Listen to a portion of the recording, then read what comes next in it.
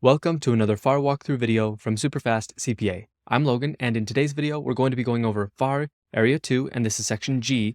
This is an application topic. Calculate the carrying amount of payables, such as accounts payable and dividends payable, and prepare journal entries. And just letting you know, this topic is actually part of a full blueprint topic.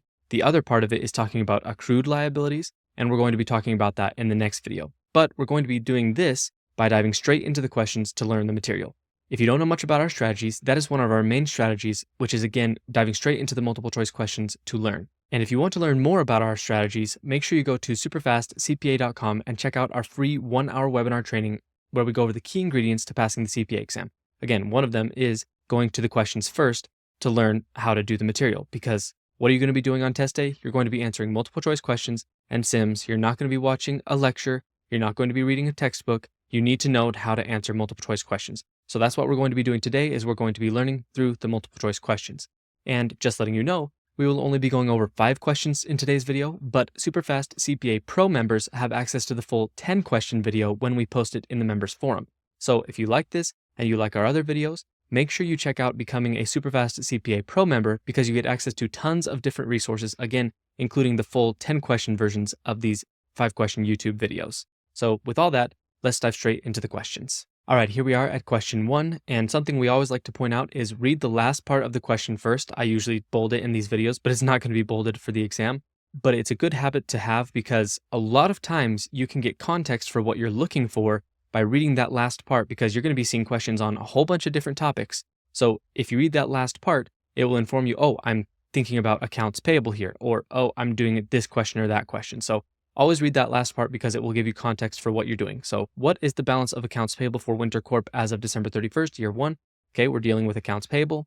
On January 1st, year 1, Winter Corp had an accounts payable balance of $45,000. During the year, the following events occurred.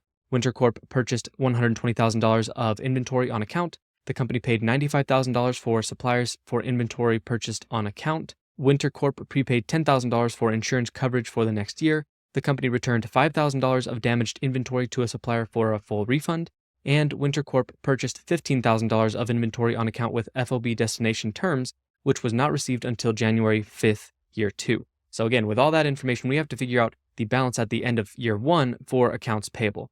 Now, this is a very normal part of accounting. A lot of people have dealt with accounts payable, so probably a lot of you can do this on your own and kind of guess and kind of work your way through it. So pause the video and try it on your own. If you don't really have any experience or you don't really know how to do this, that's okay. Again, we are using these questions to learn how to do this material. So let's go ahead and look at the answer if you haven't already paused the video, and we'll learn together. All right, here we are. The answer is C. $65,000 is going to be the carrying amount at the end of year 1 for the accounts payable. So it's pretty simple. Let's walk through it. You start with the starting balances, which is $45,000. You add any purchases on account, because these were specifically on account. You haven't paid for them yet, $120,000. You subtract any payments that you do make on the accounts payable, which was $95,000. And in this case, they did have some inventory that they had to return, and they got a refund, which, they hadn't paid that money yet. They still owed that $5,000, but now they no longer owe that $5,000. So that's also taken out of the accounts payable. So $45,000 plus $120,000 less $95,000 less $5,000 is $65,000. So again, that is the ending accounts payable balance at the end of the year. But there were a couple things that didn't get included, so let's talk about those. The prepaid insurance of $10,000 is not part of accounts payable because it was a cash payment for future services. Remember, prepaid expenses are not a liability. Deferred revenue, where you haven't earned the revenue but you've received it, that is a liability. But don't get confused. Prepaid expenses are not liabilities. They are typically assets. So that's not going to be accounts payable. And then the $15,000 inventory purchase that was made on account, yeah, that would have been accounts payable, but they didn't actually receive the goods until January 5th of year 2. So the purchase wasn't really complete. They aren't in charge of those goods until January 5th of year 2. So since they didn't have those goods until January 5th, and they didn't have ownership or control of those goods until January 5th, then that means that they didn't record an accounts payable until they would have received them. So since they haven't received them by the end of the year 1, then that means they're not going to record the accounts payable yet. If it had been FOB shipping point, that would mean that they would have had ownership of those goods the moment they were shipped, and that would have made it so that they had accounts payable included there. But this was FOB destination, So that's not going to be included in the accounts payable. So again, the ending amount is $65,000. Now let's go to the next question and talk about another payable. All right, here we are at question 2. How much is in the interest payable account as of December 31st, year 2? Okay, now we're dealing with interest payable. Again, that's why you read that last part, because that will give you context on test day so that you know you're dealing with interest payable right from the start. On April 1st, year 1, Summit Ventures took out a loan of $478,250 with an annual interest rate of 5.75%, with interest payable annually. The loan requires principal payments of $95,650 due each April 1st, starting in year 2. Summit Ventures made the required payment of $95,650 on April 1st, year 2, so they've made their first principal payment. How much is in the interest payable account as of December 31st, year 2? So the same year they made their first principal payment, what is the interest payable at the end of the year for this loan? So this one's not too difficult, but you have to know how to do it, and you have to kind of walk yourself through what's happening. If you have no idea how to do this, that's okay. If you have a good idea, pause the video and try it yourself, and when you're ready, come back. Again, if you don't know how though, we're going to go ahead and look at the answer to kind of learn how to calculate interest payable in this situation. All right, here we are. The answer is A, $16,500. That's the amount that's going to be in interest payable at the end of the year. Let's walk through this. To calculate the interest payable as of December 31st, year 2, we have to follow these steps. So first we have to figure out how much of the loan is actually being charged interest for year 2. So we have to take into account the first principal payment that they made in April 1st of year 2. So $478,250 less that first principal payment of $95,650 gives us $382,600. That is the principal, that is the loan that's left that we are going to now be charging interest on until the next principal payment on April 1st of year 3. So interest is accruing. Interest accrues for 9 months from April 1st, year 2 to December 31st, year 2. That's $382,600 multiplied by that 5.75%. So that's going to give you the annual interest. So because it's not the full year, we have to take into account that it was only for 9 out of the 12 months. And so that means that it's going to be 9 out of 12 multiplied by that $382,600 multiplied by 5.75%. And that gives you $16,499.63, or really $16,500. So that is the interest payable that there will be at the end of the year for December for year 2, leading into year 3. And then on April 1st of year 3, they will make the full interest payment and the full principal payment. But remember, you have to kind of accrue it. So that is how you calculate the interest payable in this situation. Now let's go to question 3. All right, here we are at question 3. What is the total amount of current liabilities that Horizon Tech should report on December 31st, year 1 balance sheet? So let's walk through this. As of December 31st, year 1, Horizon Tech has a $300,000 short-term loan due on March 31st, year 2. Horizon plans to refinance this loan with a long-term loan. On January 20th, year 2, the company secured a commitment from a bank for a $500,000 long-term loan, which will be used to repay the short-term loan. Additionally, Horizon has $150,000 in accounts payable outstanding as of December 31st, year 1, and it plans to pay this amount in February, year 2. So with all that information, what is the current liabilities that's going to be on the balance sheet as of December 31st this year? Now, walk through that. I think it will be pretty obvious what the answer is if you just kind of read through that again and think about what it's saying. Now, if you already know the answer, that's great. We're going to go ahead and look at it in a second. If you want to take a second and think about this yourself, pause the video, and when you're ready, come back. Again, we'll look at it together. All right, here we are. The answer is B. $150,000 is going to be the current liability at the end of the year. So let's walk through this. We're talking about notes payable in this situation, and this is something you very well could see. You could see short-term loans changing to long-term and different things like that. So again, let's talk about this. To determine the total amount of current liabilities to report as of December 31st, year 1, we need to analyze each component. Short-term loan, that was the $300,000 that was due on March 31st, year 2. That would have been considered a short-term liability. But Horizon Corp has secured a commitment for a long-term loan on January 20th, year 2, which will be used to refinance the short-term loan. Because the commitment was secured before the financial statements were issued, usually they're not issued on January 20th, maybe they'll be at the end of January or February or whatever the case may be. So Horizon can classify the short-term loan as a long-term liability as of December 31st, year 1. Again, because they knew that this was the plan, they knew that they were planning on changing this short-term loan to a long-term loan. And before they've issued the financial statements, again, because they knew this, they are going to consider it a long-term loan at the end of December 31st because they have the intention of it being a long-term loan in just a month or less. And now we go to the accounts payable. This part should have been easy. The The accounts payable represents amounts owed to suppliers and is due to be paid in February year 2. Since this amount is expected to be settled within the next 12 months, it should be classified as a current liability.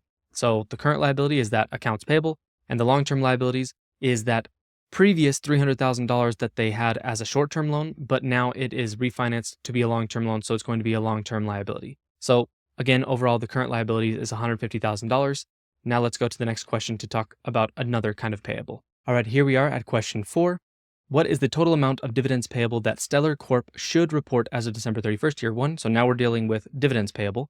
On December 15th, year 1, Stellar Corp declared a cash dividend of $2.50 per share to shareholders of record, payable on January 20th, year 2.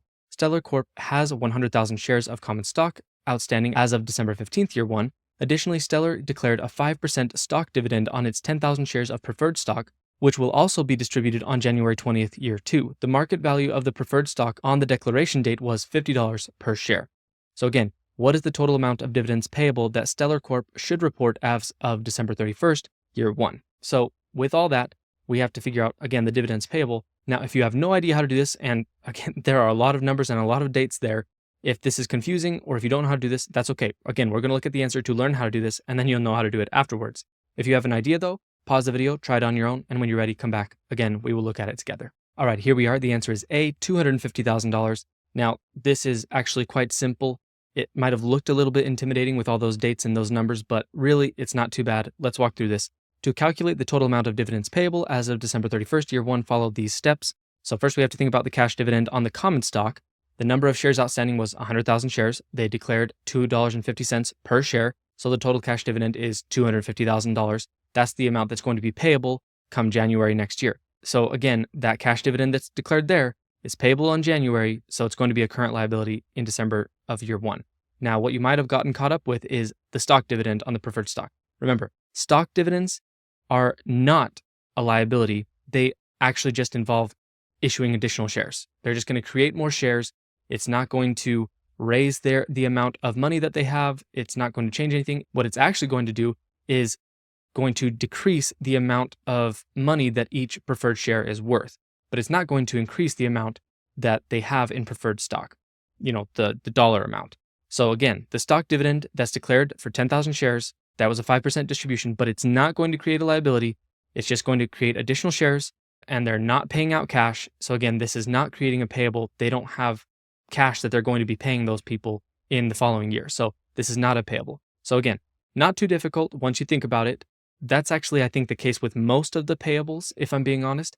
Most of the questions I've seen and that I've dealt with, the ideas are not too difficult, but they can make it seem really difficult from the question. So as long as you kind of think what they're saying, and pay attention to the dates and especially, again, to the wording, a lot of times these payables really aren't too bad. So with that, we learned a little bit about dividends payable there. Let's go to question 5. All right, here we are at question 5. What is the total amount of sales tax payable that Evergreen retailers should report as of December 31st, year 2? Okay, so now we're dealing with sales tax payable.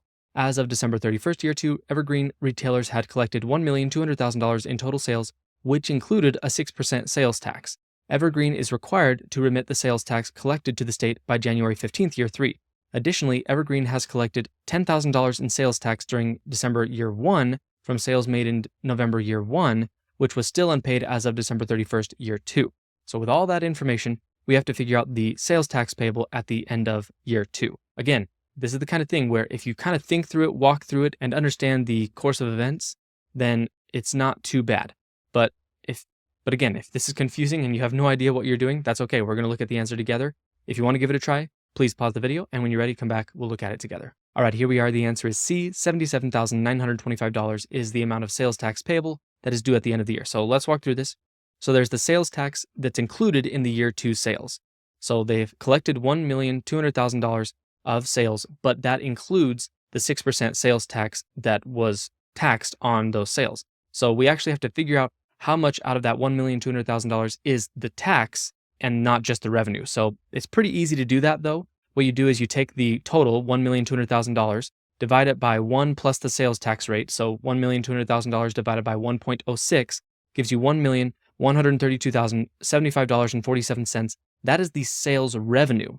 So now that we know the portion that is sales revenue of the $1,200,000, we can just subtract that sales revenue from the original full sales amount, and that will give us the sales tax that was collected, which was $67,924.53. Now, with knowing that, that is the amount from all these sales throughout the year that has been collected that is payable in January next year. But also remember, there was some sales tax from November that still somehow has not been paid. So the sales tax of $10,000 that was collected in December of year one from sales made in November year one remains unpaid all the way the year later, which again is crazy. That probably wouldn't happen in real life, but that sometimes that kind of stuff happens. So this also has to be part of the sales tax payable. So we add those two together, the $67,924.53 and the $10,000, and that gives us $77,924.53, or really just $77,925. That is the sales tax payable at the end of year two, going into year three, that they're going to have to pay in January 15th of year three. Hopefully they actually pay all of it this time.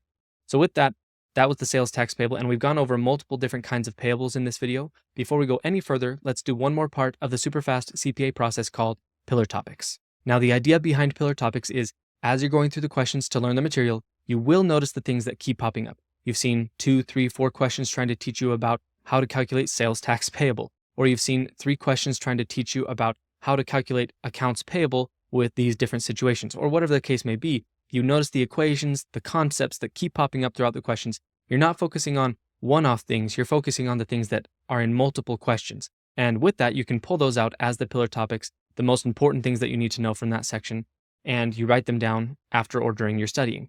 And as you're doing this, as you're building these pillar topics day by day, you're kind of building a repository of what's most important for the exam.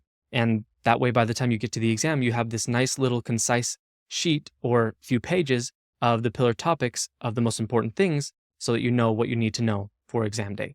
With that, let's go ahead and look at the pillar topics for this video. All right, here we are at the pillar topics. Again, remember this is kind of a summary of the most important things, of the general concepts that you understand, that you could kind of distill from the questions that you went over. First off, let's talk about the recognition of a payable. This is kind of a general idea. A payable is recognized when an obligation arises, typically through events like a purchase, service receipt, or a declaration. For dividends, they declared the dividends. The liability should be recorded as of the date the obligation is legally established. So that's kind of a general idea that you have to have with payables. There has to be like an actual obligation. For example, think about the FOB destination for the accounts payable. The reason that they don't record that accounts payable at that point is because they actually don't have obligation to pay for it until they've received it, because they don't have ownership of it until they've received it, because again, it was FOB destination. So, that kind of thing, you want to keep that in mind. Next, let's talk about distinguishing between current and long-term payables. Payables that are due within 12 months, obviously, are classified as current liabilities. We all know that, at least I hope so by this point. While those due beyond 12 months are classified as long-term. Refinancing a short-term debt into a long-term loan before issuing financial statements can shift a liability from current to long-term, even though by the end of the year, it was actually still technically current. So that could be something that you need to pay attention to. You have to pay attention to, have they issued the financial statements yet? No. And did they have plans to change this short-term loan to a long-term loan? Yes, those kinds of things you need to pay attention to, because then it could be potentially recorded as a long-term liability when you would have thought it would have been recorded as a current liability at the end of the year. Now let's talk about sales tax. This is kind of a little bit more specific. We calculate sales tax payable by multiplying the taxable sales by the applicable tax rate. That's pretty easy. Sales tax collected but not yet remitted to the government by the reporting date is considered a current liability. And remember, you might have to figure out how much of these sales was actually tax that you need to give to the government. You might have to figure that out sometimes. Next, there's dividends payable. Dividends become a payable on the date they are declared by the board of directors. The record date determines which shareholders receive the payment, but the liability is recognized based on the declaration date and remains until payment is made. So if you ever see this, don't get confused by the record date. Sometimes they're saying it's specifically for shareholders on this record date that were, shareholders on this specific date. While that will affect those specific shareholders, whether they get the money or not, the fact that the dividend was declared means that they're planning on paying that money regardless of who the shareholders are at that point. So pay attention to the declaration date, not the record date, and that will help you know if something is actually a payable. And then finally, for interest payable, calculate interest payable based on the remaining principal after any partial repayments. For loans with payments spread throughout the year, adjust for the time period over which interest has accrued but not yet been paid. So interest, always make sure you take into account the principal that's been paid so that you know how much of the loan you're going to calculate interest on. And with all that, we've talked about multiple different kinds of payables, and we've gone over the pillar topics and what you need to know for this video. And so with that, that is the end of the video. Before you go, make sure you check out our free 1-hour webinar training on SuperfastCPA.com. I mention it every time because seriously, it is awesome. It's only 1 hour, it is free, and we will show you how to pass the CPA exam without wasting months or even years of your time. We will show you how to be effective and efficient with your studying. And you're going to want to learn more after that. So of course, make sure you check out becoming a Superfast CPA Pro member as well, because remember, Superfast CPA Pro members have access to the full 10-question video versions of these 5-question YouTube videos that I make. So they get access to a lot of other material, a lot of other resources, including those full videos that gives them more practice and more understanding. So make sure you check that out. Make sure you check out the webinar. With all that, I hope that you liked this video. Make sure to like it and leave a comment if you did. And as always, I hope this was helpful, and I will see you in the next video.